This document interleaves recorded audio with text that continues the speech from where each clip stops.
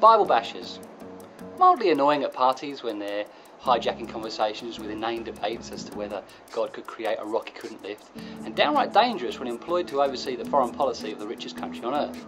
But whether you're in or out, whether you love them or hate them, whether you've turned from your life to follow Jesus, or whether the only Jew that's made you want to pack in your life is Bette Midler halfway through Wind Beneath My Wings, you can't deny the impact of General William Booth, a man who gave a damn but didn't give an inch. And it all started here outside the Blind Beggar Pub in Whitechapel.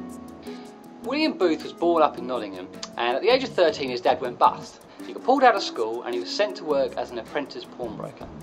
At 15 he got converted to Christianity and developed a passion for the Bible and evangelising.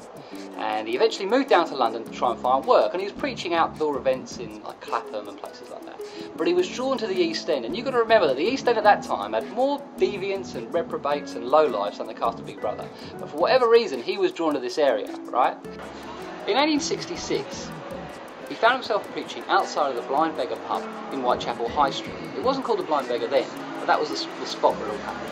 And he's preaching to a rabble of people, and two missionaries come up to him and invite him to take part in the event they're holding further up the road at a place called Mile End Waste. And they were holding an outdoor event for all the poorest of the poor of the area.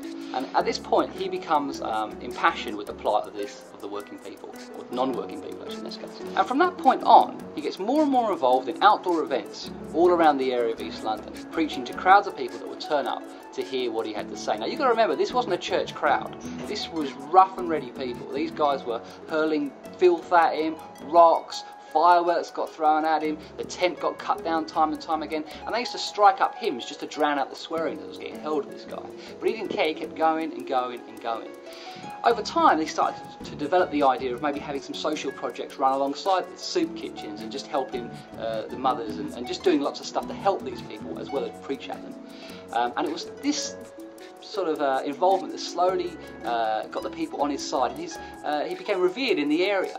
But the funny thing about people who are doing good things is, even though they might get accepted amongst the people that initially hated them, the authorities still didn't like him. The Church of England couldn't stand him, and he even got labelled by a politician and evangelist of the day, Lord Shaftesbury, as the Antichrist, which I thought was a little bit of a harsh response to his dodgy beard, but you know, eye of the beholder and all that, right? But anyway, his fame starts to spread and he becomes known throughout England for the work that he's doing in this area. And it was around 1878 where he decided to model what he was doing on the army, bringing rankings, calling people officers and soldiers and himself a general, wearing uniforms, and changing the name of his organisation to the Salvation Army. Jing, lights go on, right? By the time he died at 83, William Booth had preached over 60,000 sermons, and his work had spread to 58 countries. Today, the Salvation Army is in 117 countries worldwide, and its work has affected and helped thousands and thousands of some of the world's most forgotten people. And it all started here in London's East End. Some tell tales, others rhyme, but I sing songs from the howling sea. If you're wondering what on earth you just witnessed, you've been watching a video from the Songs from the Howling Sea podcast. Each week I release a song and a video about a person or a subject from London's East End.